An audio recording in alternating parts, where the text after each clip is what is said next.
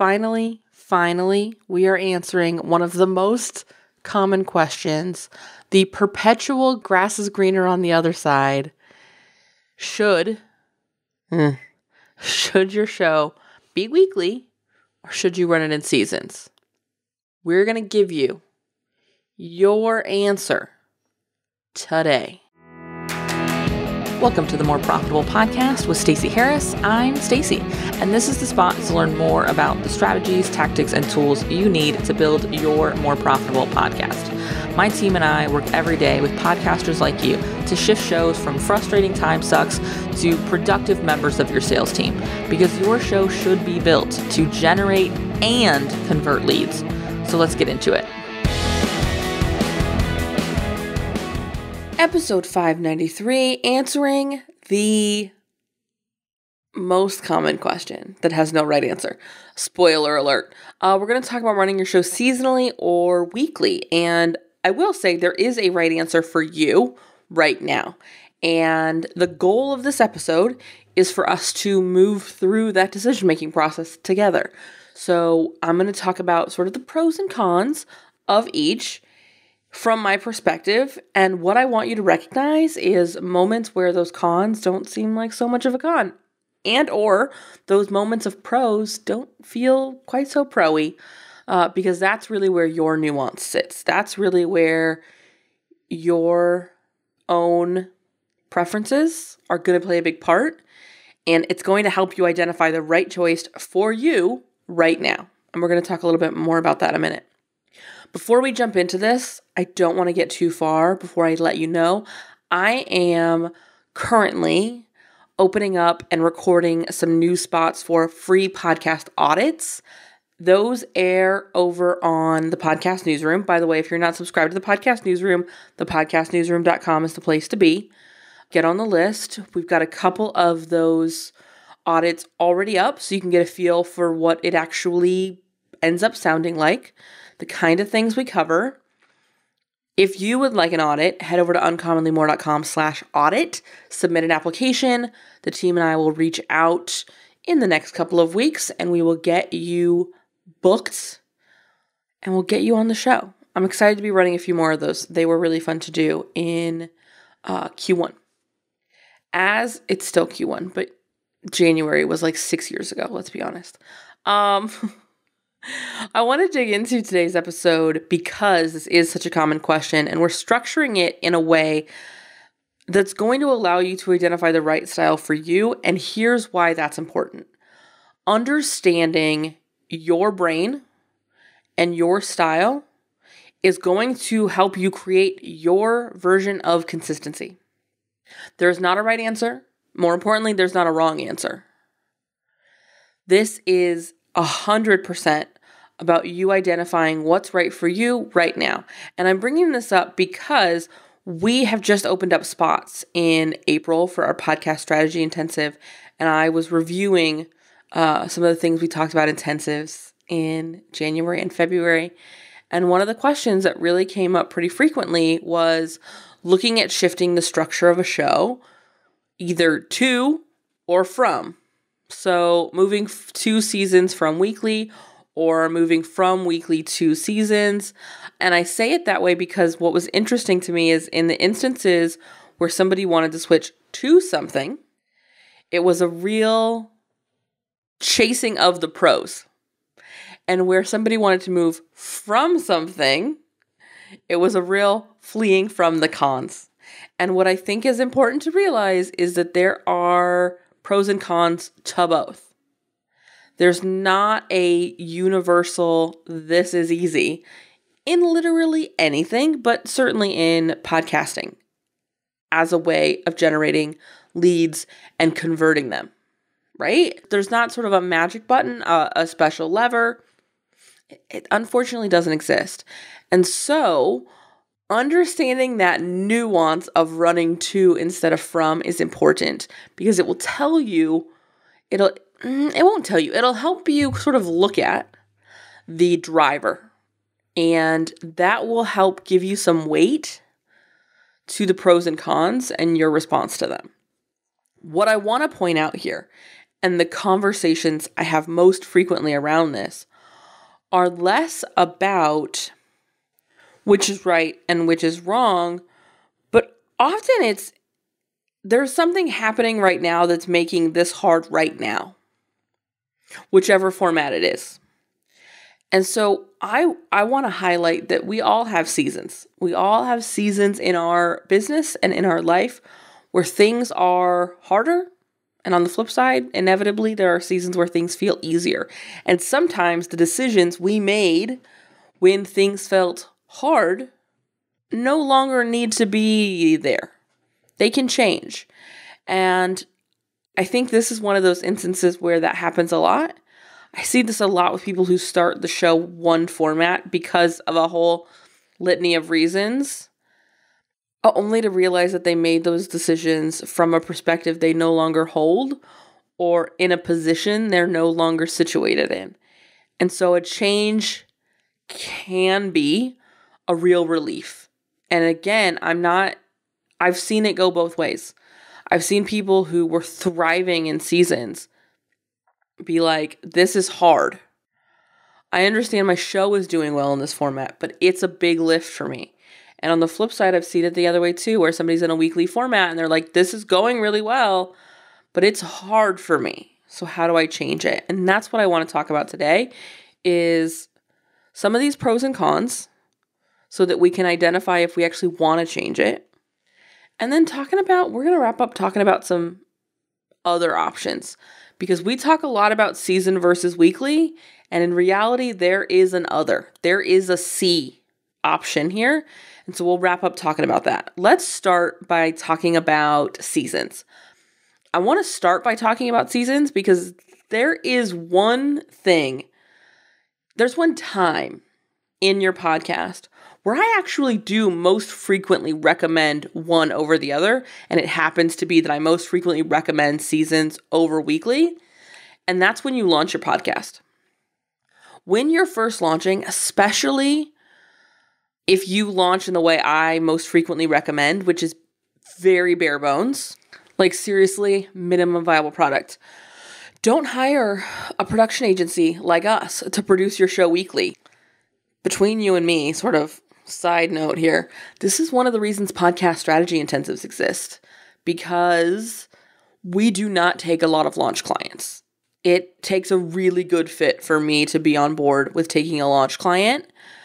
And even then, we do it in a very well-boundaried container, meaning that I want to test this for X amount of time. Generally, it's somebody who's saying, I want to commit to this for a year. I want to produce 52 episodes of this show so that I have an asset. Maybe they end up running it as a private podcast and it's a year of content that they've done for, I don't know, whatever the case may be, right? But most frequently, what you actually need is someone to map out the launch with you, map out your content plan, and then you can DIY or very inexpensively have somebody clean up your edit and you can DIY the rest. It can be a really simple thing. And I like seasons because it gives a container for the experiment, which is what I really recommend most people do when they want to launch a podcast, is build an experiment. Like I said, when we take on launch clients, it's because they're a really good fit for us and they're committed to that experiment time. I want to try this for a year. I most frequently don't recommend that. In the instances where we've done that and we've said, cool, we're going to commit to a year of the show and this is what we're going to build, there's been a very clear, I want this 12 months of content to sell this thing. And I want to be able to just run this as audio sales assets for launches and whatnot. It was a very clear purpose to the 52 episodes we produced inside of that experiment. But it was still a contained experiment. And when we reach the end of that year, then there's the conversation around, cool, is this what we want to do? Do you want to keep this going?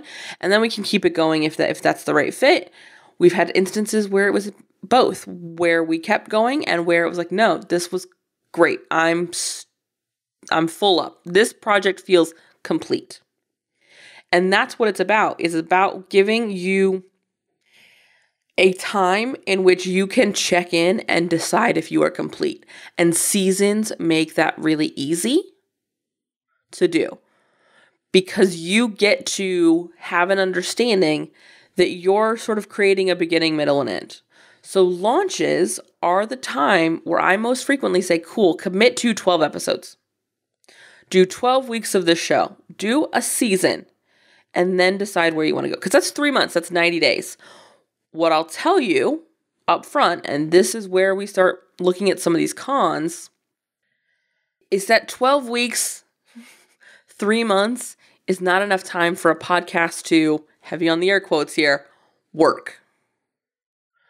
Podcasts are a slow burn. Almost no one launches a show and makes $1 million. You got to have one heck of an audience ready to buy.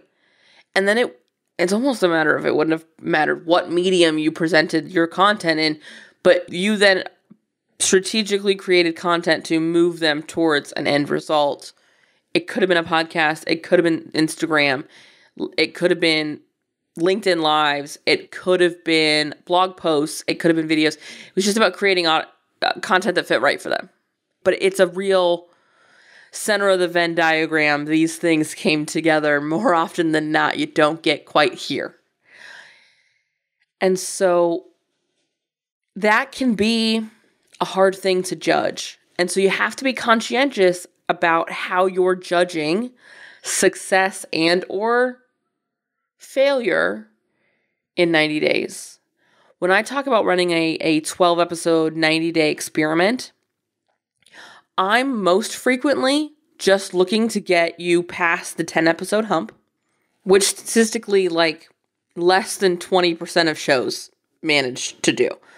So some of it is getting you past that.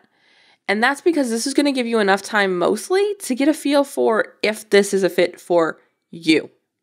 If this is a fit for how you want to pull together and deliver value and content. It'll also give you an indicator of how sustainable this is for you.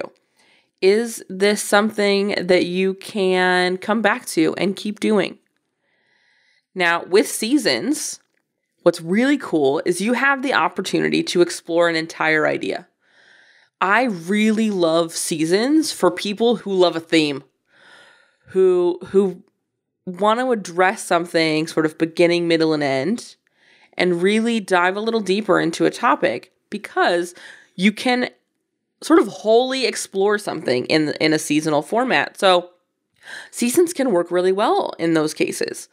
A great example of this is if you're somebody who runs a pretty consistent launch cycle.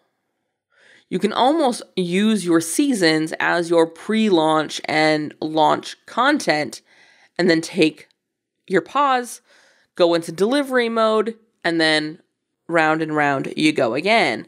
So if you're somebody who says let's say you've got two major programs, one you sell in the spring and one you sell in the fall.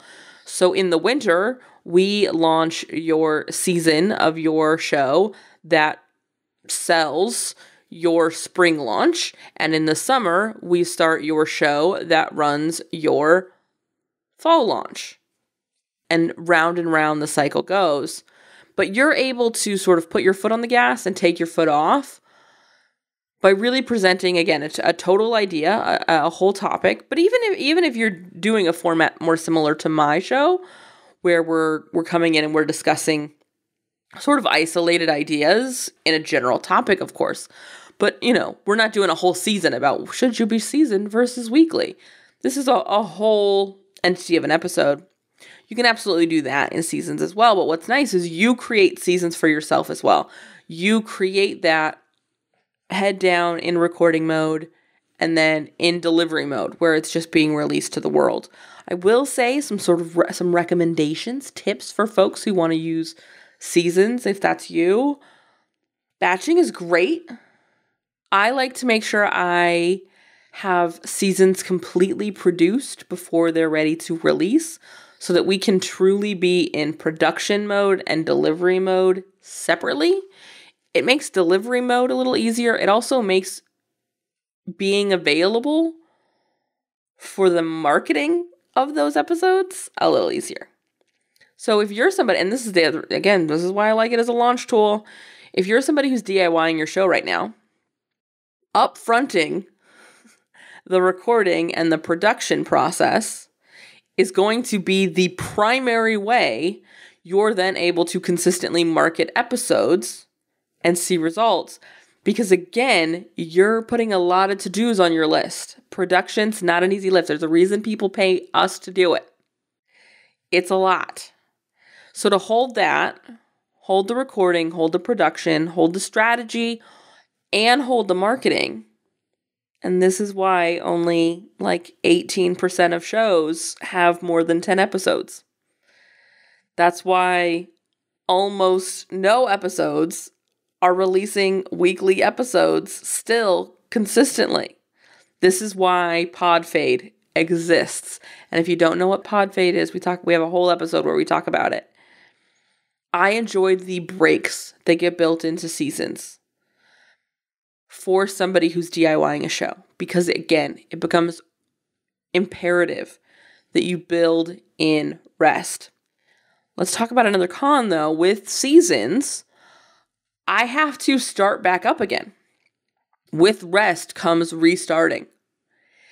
And if you're somebody who has a hard time stopping and then starting again, I'm totally raising my hand on this one.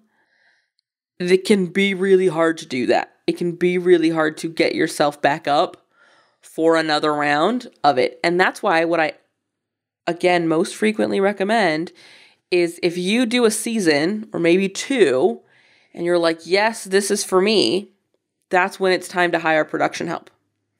That's when it's time to reach out to us and let's talk about what it looks like to support you and your show on an ongoing basis, because it's a lot to hold for a long time. I say this as somebody who did this for like 7 years before they handed off any of it. And I do this professionally.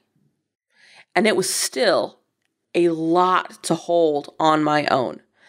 I didn't even realize how much it was to hold on my own until I put it down. Until my incredible team stepped in piece by piece and started helping me with this show. I had no idea what a lift it was for me. I said, of course I can do it. I do this all the time. It's heavier when it's your show. It's heavier when you're doing it alone. And so it can get harder to pick up. It can become less and less enticing to pick up. And this is, again, why we see shows one and done. This is why we see shows who do a couple of episodes and then fade away into the abyss. Because they didn't prepare for the lift. They didn't prepare for the marathon. Because it just keeps happening. And they didn't build in ways to rest. And when you're DIYing, seasons is a really good way to do that. As long as you can pick it back up. As long as you can rest and then start again. The other thing you have to consider with seasons is for every pause you take where you rest, so is your regular listenership. It gets real easy to get out of the habit of listening to your show because it's no longer popping up in my feed every Wednesday morning. And when it doesn't pop up in my feed, I probably don't initially notice.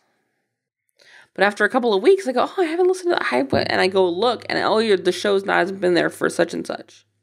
So it's going to be imperative that you prepare your listeners for the format style, letting them know we're going to run 12 episodes, 20 episodes, whatever the case may be for the season. Letting them know, hey, this is the last episode of the season. Our next episode will be coming out in, and it doesn't have to be January, but it does need to be the winter, the fall, the new year, give them some time in the future. If you know that you want to run a 10-week season and a 4-week rest, and that's your cycle, or a 10-week season and a 2-week rest, or whatever it may be. Honestly, 2 weeks is not a season, but you know what I'm saying. Not a rest, but then let them know, hey, we run this show 12 episodes, and then we take 4 weeks off. Then we'll have new episodes for you. I want you to make sure that you are preparing them for your return so that when you return, they return. Because again, it can be a bigger lift. On the flip side, there's content for people to be discovering your show every day. So you may be ready to start a new season next week and somebody else has just found your show and been binging the last season. So it's not like your content goes away when you're not in production. This is where it needs to become really, really consistently part of your plan, how you market when you're not releasing. When you're not currently releasing a season, you need to still be talking about the past season. And what's cool is you can talk about it in totality if you're somebody who is running sort of themed seasons. You can say, hey, we're jumping in and doing this sort of educational series. A great example of this is if you are an educator, you're running a sort of education-based business where you're going to be teaching people things. And you're going to be looking at beginners. You know your clientele is new to the space, but there's a lot in the space they need to understand. There's a lot of great examples of this in the cannabis space when we're talking about learning about the cannabis industry and what's required. There's a lot of information you need to have to enter that space. I see this also a lot with realtors, people teaching realtor kind of content, right? Where there's a lot of jargon, there's a lot of laws, there's a lot of legality, there's things you can and can't do. In some spaces, less so in cannabis and or realtors, but you might have ethics considerations. Even in the cannabis space, when we start talking about medical stuff, like there's ethical considerations that you need to consider in starting that business. So you can absolutely be building seasons where you go in depth into some of that. We could do a 10 episode season on, the laws new dispensary owners need to know. And that's built to sell a dispensary owner 101 kind of course on the back end. But it's going to be a whole lot easier to get them doing stuff and get them moving in the course if they understand the baseline legal side of it. And between seasons, I've got a whole course essentially that I get to keep promoting and saying, hey, the whole series is up now. Find out in X amount of hours how to set up your dispensary business, the laws to set up your dispensary business in California or whatever it is, right? So I want you to really be looking at, if you're looking at seasons and if you're looking at addressing this from a beginning, middle, and end, you want to cover a theme in your seasons, great. How do I market that between seasons? How do I leverage the fact that there's seasons and there is a beginning, middle, and end when I'm between the end, the last end and the next beginning? That's got to be a part of your overall podcast strategy and marketing strategy in a way that you don't have to factor in for weekly, because with weekly, there's always something new. And I'm going to take that sloppy segue and move right into the format we have here, weekly. And this is probably the more common format. I have no data for that. I have no numbers for that. But I'd argue that this is the most common format, is where we're looking at weekly. I say weekly because that's the cadence that we see most frequently. But this could be daily. This could be monthly. This could be, I'm not going to say bi-monthly, because if you release an episode every other month, you're basically in single episode seasons. Okay? You're not. What I mean more when I say weekly here is evergreen. We're running the show 52 weeks a year. And it's always there. It's ready to go. And you'll notice in my language, you're probably starting to figure out what our other option is going to be. So we're running weekly. Again, we're going to use weekly as our cadence here. Benefits of that are right up in direct contradiction to what happens in seasons. It's always going. So for me, and I'm gonna use me as an example and why this works, because this is one of the reasons it works for me so well. Momentum is big for me. Body in motion stays in motion kind of thing. I have a testament is to right now. I am recording this episode about 3 weeks ahead of its release. And that's because my return to podcasting in Q1 is the hardest bit of podcasting I do all freaking year. And another word wanted to come out, but I don't want to mark this episode as explicit. So it's the hardest. Q1 is my hardest podcasting season because I have set the show down for 4 to 8. Honest to goodness, I think I set the show down for about 10 weeks this year. So a little more than 2 months, I didn't record anything. That's a fib. That's a fib. Calling it on it. That's a fib. Flag on the play. I recorded the podcast newsroom. But recording that is different than recording this show. I don't batch that. It's one and done. I record it, it gets cleaned up, and it gets released to you. There's a lot less production in that show than this show from a front-end recording standpoint. I don't batch because it's literally the news you need. Now, I pull it together, and that show I record to release within a couple of days. I run that show on my own. The team doesn't edit that one for me.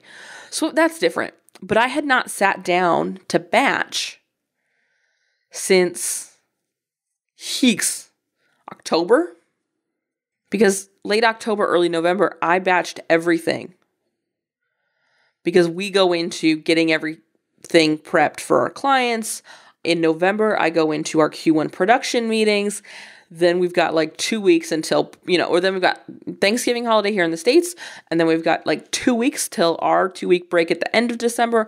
I know I'm not going to have time to record. So I try to get done through the end of January. I think I'm going to start trying for the end of February. I had till about mid-February done by the beginning of November last year. So I hadn't touched this show except to market it from November-ish till mid-January-ish. And that meant recording one episode at a time. It meant running into all of the things that I don't run into when I do this consistently. And so for me, that momentum of weekly is really, really important. Because it's hard for me to get out and get back in. It's hard for me to rebuild the batching muscle that I build so well between February and October, where I'm recording 3-4 episodes at a time. I sort of batch a whole month. This year, I'm going to be experimenting a little bit with increasing that and trying to move to more like recording in 1 month everything I need for a quarter. But I'm not even sure about that because I'm not sure I can put it down and pick it up that infrequently. It's tough for me. So as long as I stay ahead, I'm good because I can keep batching and we've still got plenty of room on the front end. The downside of weekly is it's always there. It's never not on my to-do list. As hard as it is for me to pick the show back up and start recording again late January, early February. And this is one of the reasons I'd like to get into February. Because if I record through the end of January, I've got to start recording February at the beginning of January. And so that can be hard as we enter the new year to also sit down and buckle in for batch recording. So they end up individual. And I'm recording them one at a time. And it's literally never not on my to-do list. And as hard as it is, when I put the show down in October or November, it's really nice not having the show on my to-do list for a little while. It's really nice having that space from it. Because again, we don't realize how heavy it is until we put it down. And so you have to look at How are you going to care for yourself? How are you going to strategically set supports in place to support you? Because it will always be on your to-do list if you do a show weekly. It will always be something you need to do for your show. And oh, by the way, let's talk about how we have to market our episodes too. So I'm recording this in February. You're hearing it in March. That's if you listen to it when it came out, right? You're hearing this in March, which means right now, as you're hearing this, I had to reconnect with this show to start sharing it with you, to tell you it was out. And that is hard for some people. And so you have to find the ways that work for you in getting that done. One of the ways I do that is, spoiler alert, I write the email that goes out with this show right as soon as we wrap production on it. So my email's scheduled usually 2, 3, 4 weeks before this episode actually gets into your earbuds. Look at where you can be building in your marketing piece with your production process so that you're still in line with the show. Maybe that means recording your stories and saving them. Maybe that means making sure that your production team is building marketing assets. We do audiograms and graphics for all of the shows we produce. So there's some marketing materials ready to go without any real additional lift from you. You just got to add some captions and get them posted, which most frequently gets pulled from the show notes, which is great. I love it. But you've got to be considering that when you look at weekly, is how can I build in that rest that I'm not getting when I'm working in seasons? Where am I building in that space to do the marketing? Because I'm not creating that space by being in and out of production like I would with the seasons. I want to shift to some of the other pros, and that's around your listenership. You know this show's going to be here every Wednesday, and so every Wednesday it pops up and it's there. I don't have to worry about you forgetting the show is here in the same way as I would if the show wasn't here every Wednesday. I don't have to worry about re-engaging you in the same way because we've built a real habit of consistency in this time together. And that's really nice. It's also here whenever I need it to sell. When I decide to test something, if I want to start playing with language or introducing a new framework or talking through something I want to beta test, to stress test, I come here, I talk to you. Because we've been in this for a while. We do this every week.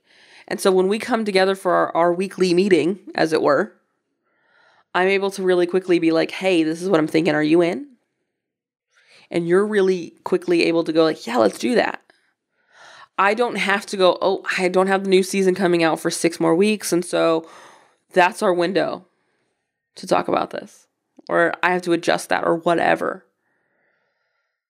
That's nice. That's really nice.